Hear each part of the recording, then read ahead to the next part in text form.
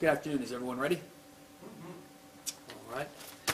Apologize for the delay, but I thank you all for coming out this afternoon. I want to give an update on the incident that occurred on July 4th on 4th Street involving the arrest that has been much broadcast on media and social media. Give an update on the incident and then where we're at with it right now. As a reminder, this incident occurred on July 4th at approximately 1:25 in the morning when Austin police officers were dispatched to the Rain nightclub on a disturbance. The complainant called and said that there was a male that was there that was threatening both him and staff members. He gave a description of the suspect and stated that he had a knife that was on his waist and that he was possibly intoxicated or on drugs. The complainant advised that the suspect had been physical with the staff, but that he was no longer being physical with them. When officers arrived on scene, they met with the complainant, who immediately again advised that the suspect had a knife on him, that it was attached to the front of his belt, and that he had been very aggressive with them. Officers recognized the suspect standing a little further down on 4th Street from where the entrance to the club was, and as they approached, another employee that was outside warned the officers again that the suspect did in fact have a knife on his belt. The officers moved in towards the suspect in an attempt to talk with him and detain him for an investigation of the incident that had occurred, and recognized that he appeared to be involved in some type of a verbal altercation with a female that was present. Based on the reported conduct that the officers understood at that time, the fact that the suspect was armed with a deadly weapon and appeared to be involved in a verbal disturbance with a female as they approached, the officers determined that they wanted to detain him and handcuff him for their safety while they interviewed him and determined what happened in this instance. As the officers attempted to detain him, he immediately began to resist their efforts, pulling his arms away from them as they tried to pull his arms behind his back. The officers ultimately decided to take the suspect to the ground to get better positioning and again attempt to take him into custody. Once on the ground, the suspect again continued to try and pull his hands towards his front, and reportedly in a downward direction the officers felt he was pulling down towards his waist, again where that knife was secured on his waist. This is around the time when the video that has been posted on social media and displayed in the media kind of picks up. And so what happens at that point, as you can see, is the struggle.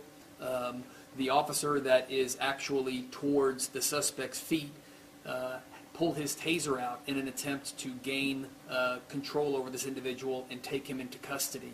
He removed the cartridge, given how close he was, and did what is called a drive stun application, where you place the taser on the individual and you deploy it at that point, and it gives a shock, again, in an attempt to gain control over the individual.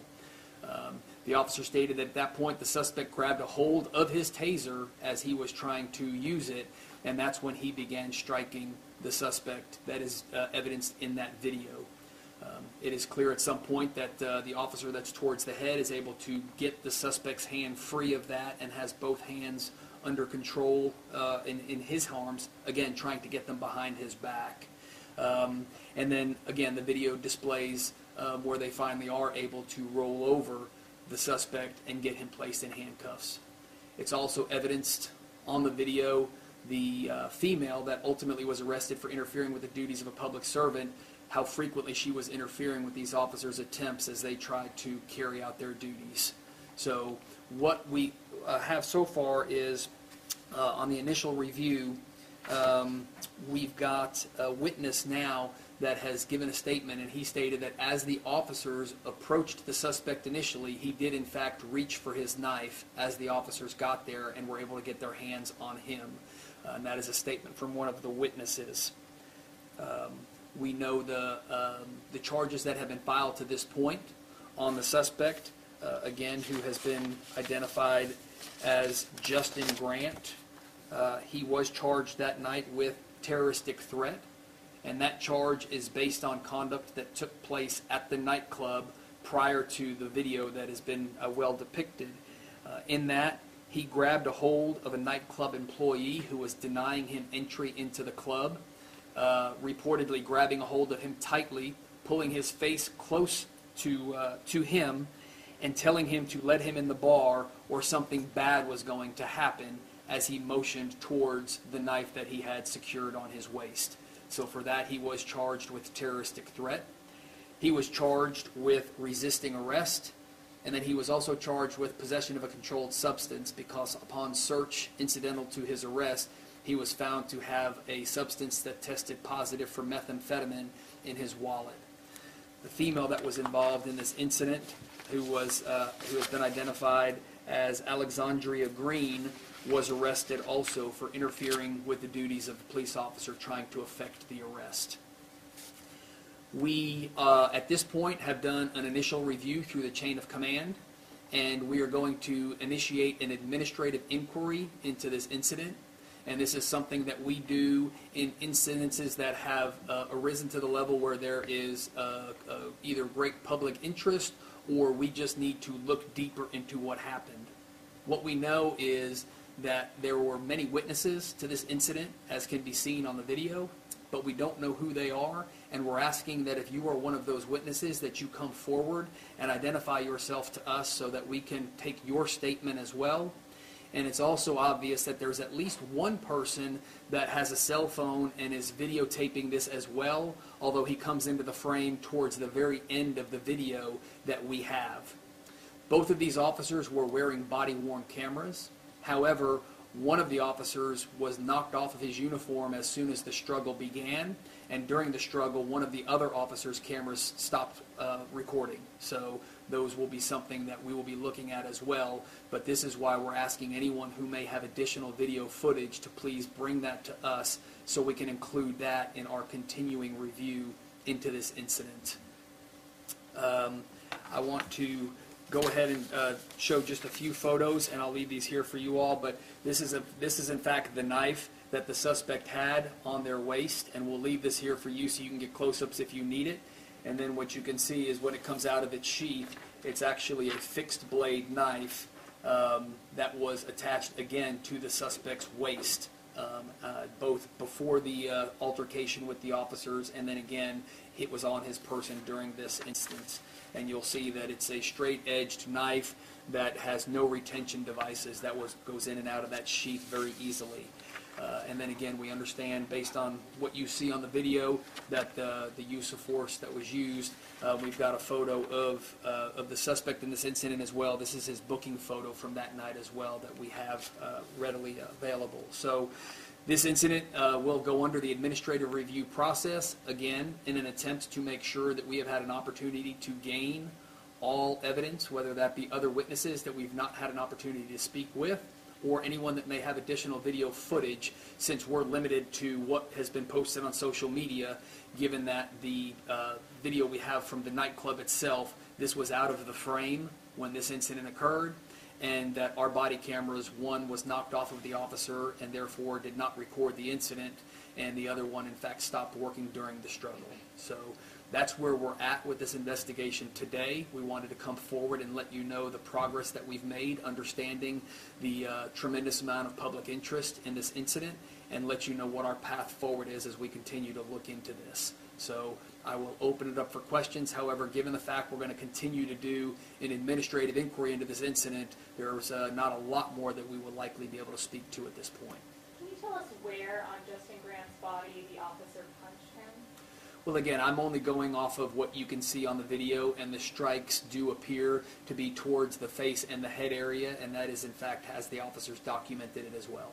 Is that allowed under policy, and under what circumstances is it allowed to punch a suspect in the head? Sure. Policy allows for that, keeping in mind that this was a suspect who was armed with a deadly weapon, and the officers were trying to take him into custody, so policy would allow for that based on the circumstances. Are the officers going to face any disciplinary action, or is this, were they acting under policy?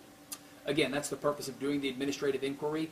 We know what we know now based on the reports that we've had an opportunity to read, based on the one video that we have, and the witness statement that we have to this point. We want to gain any additional witness statements that may be out there and any additional video so that we can ensure that we've done the most thorough review before we pass final judgment on this incident. Any injuries to the officers?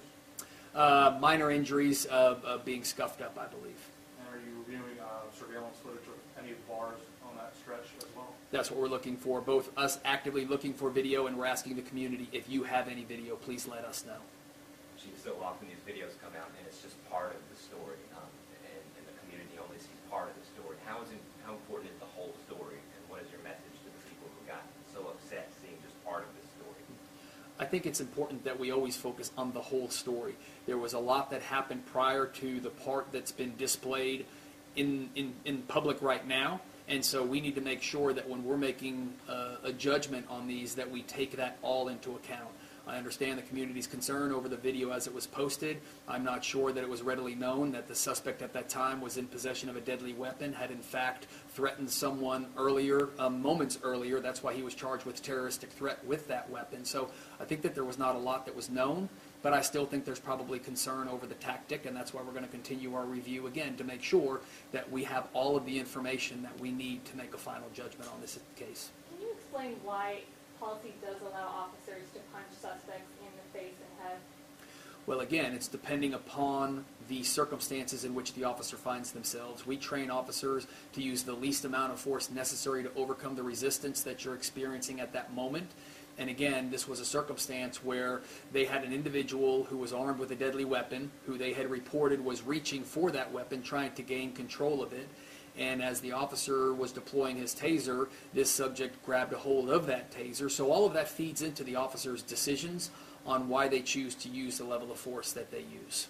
He was grabbed for the taser. Did he actually end up getting tased or no? The officer deployed a drive-stun tase, and we believe that it was effective. Do you believe the suspect was able to get his hands on his knife? I know you mentioned it felt like he was reaching for his knife when he was on the ground. Did he end up getting his hands on the knife, or is that still?